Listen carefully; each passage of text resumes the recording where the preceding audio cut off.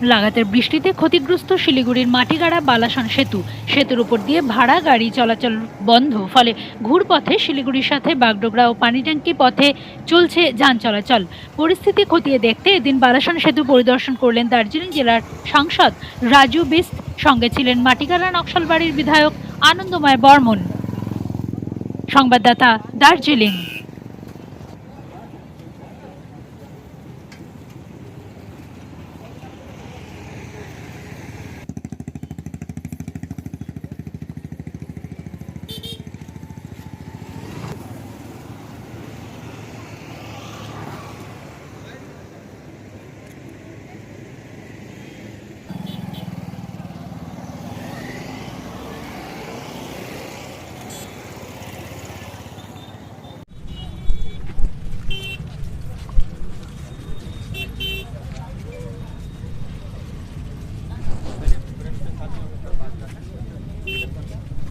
गाड़ी आ रही है इस साइड से।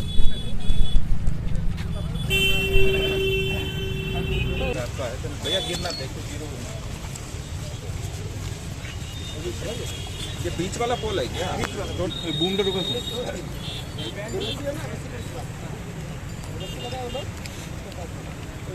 पीछे गया आपको सुपर में 260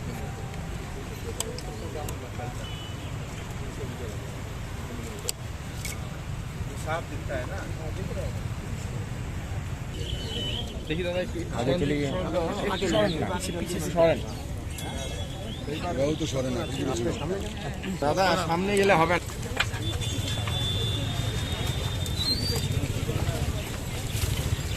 না।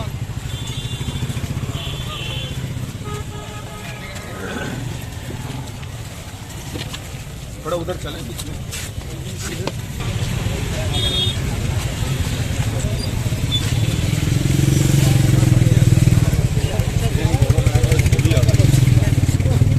यहाँ पे मैं अभी इस समय आपके सामने खड़ा हूँ। ये बड़ी दुखद घटना है। ये जो रोड है, ये रोड अभी एनएचएआई ने पीडब्ल्यूडी को स्टेट को दिया हुआ है मेंटेनेंस के लिए और रिपेयर के लिए। 1964 का बना हुआ ब्रिज न कभी मेंटेनेंस पे जाता है न कभी रिपेयर होता है, और प्रिवेंटिव मेंटेनेंस का तो मुझे लगता नहीं यहाँ हमारे इंजीनियर को पता भी होगा ऐसा भी कुछ होता है। सो इस वजह से ये घटना घटी है, बहुत दुखद है। लेकिन मैं आपके माध्यम से सिलीगुड़ी के जनता को ये बता देना चाहता हूँ, जो हुआ सो हुआ। मुझे लगता है ये भी अच्छे के लिए हुआ। अभी तो एक बार टेम्परेरी, क्योंकि यहाँ पे जो पोल है 10-10 मीटर के गैप में पोल है, बीच का एक पोल गिरा है, इस वजह से पूरा 20 मीटर का जो है जो एरिया है उसके ऊपर में एक बेली ब्रिज बनेगा।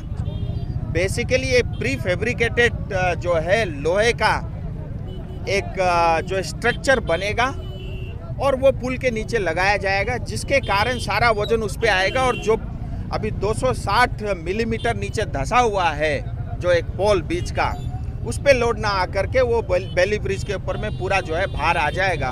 और मुझे लगता है ये अगले 25 दिन में तैयार हो जाएगा और 25 दिन बाद जो है सुचारू रूप से यहाँ पे गाड़ियाँ चलना शुरू होगी। कल ही मेरी एनएचएआई के लोगों से भी और ministry of road and highways उनसे भी बात हुई थी। वो स्वयं भी आए थे, उन्होंने भी देखा है। पीडब्ल्यूडी के साथ इंजीनियर मिल करके एक ये टेम्परेरी अरेंजमेंट किया है जो 25 दिन में तैयार हो जाएगा और सुचारू रूप से एक बार ट्रैफिक चालू हो जाएगा। क्योंकि पुराना ब्रिज है, इसमें कुछ भी हम जैक लगा करके एडिशनल कुछ भी नहीं कर सकते, वो टेक्नोलॉजी पुरानी होने के कारण वो संभव नहीं है। लेकिन ये एक बार बेली ब्रिज बनने के कारण ये एक बार काम शुरू हो जाएगा। दूसरी अच्छी बात ये है कि बालासन नदी से लेकर के सेबक तक 12.4 किलोमीटर का फुल्ली एलिवेटेड रोड बनना है, 4 लेन का। ज़्यादातर एलिवेटेड रहेगा, थोड़ी थोड़ी कहीं कहीं डाउन होगा, मैक्सिमम जो है एलिवेटेड रहेगा। और ये पूरी जो 4 लेन की सड़क बनेगी, 1000 करोड़ से ज़्यादा का खर्चा इसके ऊपर में आएगा और पूरा केंद्र सरकार ये खर्चा उठा रही है। और ये जो ब्रिज है बालासन ब्रिज, इसका भी एक अल्टरनेटिव ब्रिज बनेगा इसके बगल में, वो 3 लेन का ब्रिज होगा। और आगे जाकर के ये 12.5 किलोमीटर में जो महानंद नदी पड़ती है उसका भी एक अल्टरनेटिव ब्रिज बनेगा, वो भी 3 लेन का होगा। तो जब ये बालासन का अल्टरनेटिव 3 बनेगा, बाद में ये भी तोड़ करके इसको भी 3 लेन की और जो है पुल बनेगा, यानी 2 ब्रिज बनेंगे 3 लेन के, यानी 6 लेन की 2 ब्रिज हो जाएगी और पूरा रोड जो है 4 लेन का होगा। 50 साल बाद कभी जाकर के 4 लेन को 6 लेन में कन्वर्ट करना पड़ा तो ब्रिज यूं का यूं काम में आ जाएगा। उस बात को ध्यान में रखते हुए इंजीनियर ने ये डिसाइड किया है। मुझे लगता है ये बहुत बड़ी उपलब्धि जो है सिलीगुड़ी की जनता के लिए होगी। बालासन से लेकर के सेवक तक का फुल्ली एलिवेटेड लेन सड़क 4 लेन की बनेगी। और ये जो दार्जिलिंग मोड़ की समस्या थी, यहाँ पे जो है आगे माटीगाड़ा से लेकर के चंपासरी में जितनी भी जो ये ट्रैफिक की इशू है पूरी तरह समाप्त हो जाएगी, एक पहली बात। दूसरी अच्छी बात ये है कि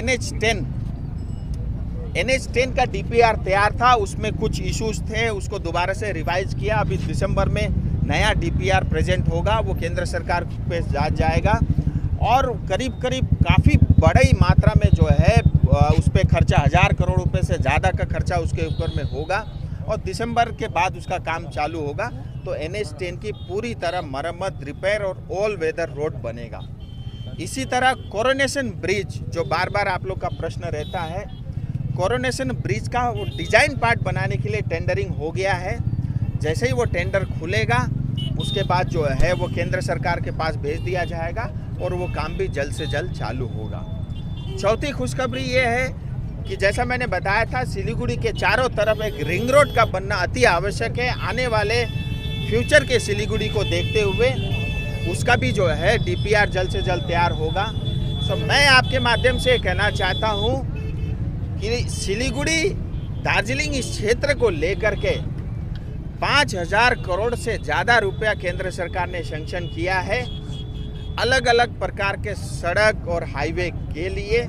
ये 5000 करोड़ में वो बता रहा हूँ जो 25000 करोड़ से सिलीगुड़ी कलकत्ता के बीच में जो हाईवे बनेगा उसके अलावा बता रहा हूँ। सो काफ़ी मात्रा में जो है सड़कों का काम जो है पूरी जाल बिछाने का काम जो है केंद्र सरकार की तरफ से होगा। और मुझे लगता है ये जो भी हुआ इसके कारण जो है ध्यान सबका आकर्षित हुआ है और इसका काम जल्द चालू होगा, इतना आश्वास मैं आपके माध्यम से। बिल्कुल सही है।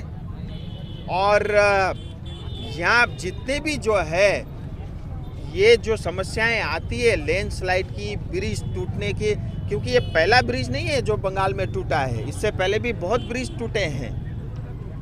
उसका कारण एक ही है कि इस तरह से जो है यहाँ पे जो है बालू की स्मगलिंग होती है। ये स्मगलिंग को जो है TMC की सरकार बढ़ावा देती है और ये स्मगलिंग रुक जाए तो इस तरह की घटना भी रुक सकती है। लेकिन समस्या ये है कि जैसे ये स्मगलिंग जो है रुक जाएगी वैसे ही जो है नेताओं के जेब खाली हो जाएंगे, इसलिए नेताएं डरते हैं।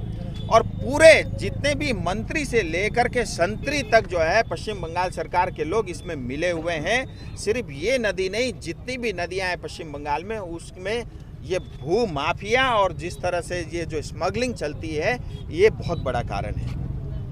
सर, ये 25 दिन में आपने कहा कि ये बालासन पे लोहा का स्ट्रक्चर लगना शुरू हो जाएगा, 25 दिन में चालू हो जाएगा ये ब्रिज, तो ये काम कब से शुरू होगा सर? ऐसा है, मुझे लगता है 2-4 दिन के अंदर में स्ट्रक्चर तैयार, उसका डिज़ाइन तैयार हो जाएगा। उसके बाद फैब्रिकेशन का काम चलेगा। आप ये मान के चलिए आज हो गया तारीख 23, यानी आज से 25 दिन बाद ये ट्रैफिक शुरू हो जाएगी।